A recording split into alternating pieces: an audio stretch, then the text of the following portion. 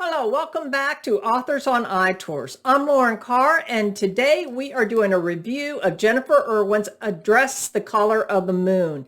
This is her follow-up novel to her debut novel, which won multiple book awards and was even optioned for a movie deal in Hollywood. In Address the Color of the Moon, she follows the story of Prudence Aldrich, her protagonist in her first novel. Stick around to learn all about it.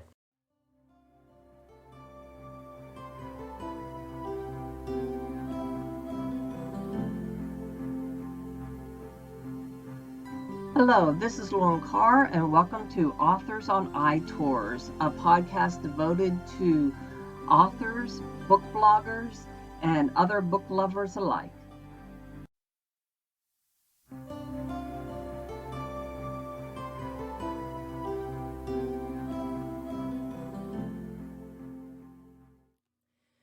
And now about the author of Address the Color of the Moon. Jennifer Irwin's debut novel, Address the Color of the Sky, which tells the story of Prue before Address the Color of the Moon, was published in 2017 and has received rave reviews, won 7 book awards, and was optioned for a feature film. Jennifer's short stories have appeared in numerous literary publications, including California's Emerging Writers, an anthology of fiction.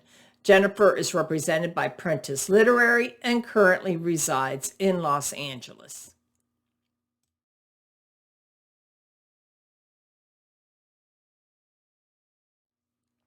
Welcome back to Authors on iTours and our review of Address the Color of the Moon. First, let me tell you a little bit about the book. Prudence Aldrich is a sex addict. 5 weeks ago, she checked into the Serenity Hills rehab center to prevent that addiction from ruining every important relationship in her life. Now, Prue must face the trail of destruction she's left behind, including mending the broken bond with her teenage son, finalizing the divorce from her husband, Nick, and using a newly learned set of skills to ward off her insatiable cravings for male attention, a compulsion that puts her friendship with lifelong pal Lily to the test.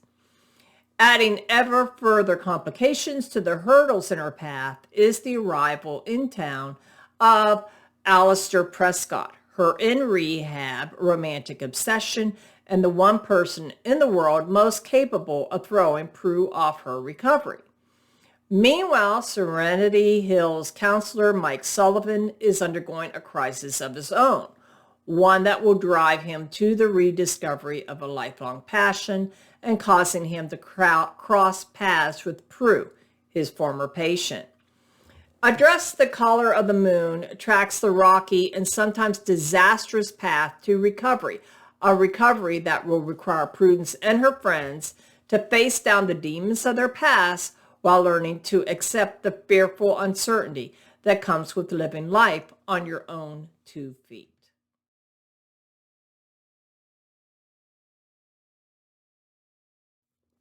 And now for my review of Address the Color of the Moon. Prue is addicted to sex. While such an addiction may create risque images in most of our minds and maybe even prompt some nervous giggles, Jennifer Irwin's Address the Color of the Moon brings home the seriousness of this and any addiction. Jennifer Irwin's first novel, Address the Color of the Sky, ended with Prue entering rehab.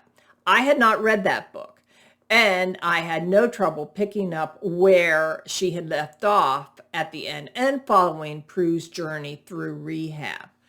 The protagonist, Prue, is a disaster. Her behavior has destroyed her relationship with friends and family. She has a son with whom she wants to maintain a relationship. Irwin successfully shows the reader Prue's motivation to change her ways. While Prue desires to change, Irwin also demonstrates that motivation may not always be enough.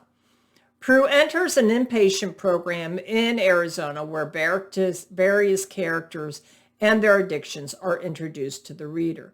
We see Prue develop relationship with these characters, who grow to lean on each other for their recovery.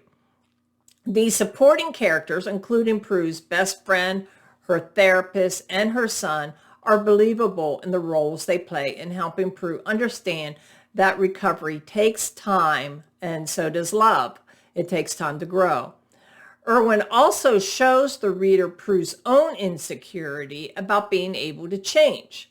Like peeling away the layers of an onion, Irwin reveals Prue's painful past, which she must face to continue her journey to recovery. While at times the story is gritty and raw, Irwin also weaves in humor to lighten the load.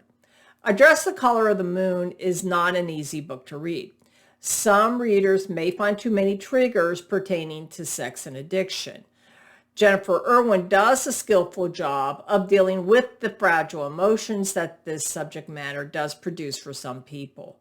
She brings home the fact that Prue and none of the characters introduced in this book can kick addiction by themselves. They need the support and love of their friends and family, which Prue is blessed to have. Jennifer Irwin takes readers on a very bumpy ride in her second novel. If you are in any kind of addiction and want a second chance, then I do recommend Jennifer Irwin's Address the Color of the And that concludes today's episode of Authors on iTours. This is Lauren Carr, and thank you very much for stopping by. If you enjoyed today's episode, then do be sure to like and subscribe so you can receive notifications of episodes every time we upload. Thank you very much for stopping by. In the meantime, happy reading.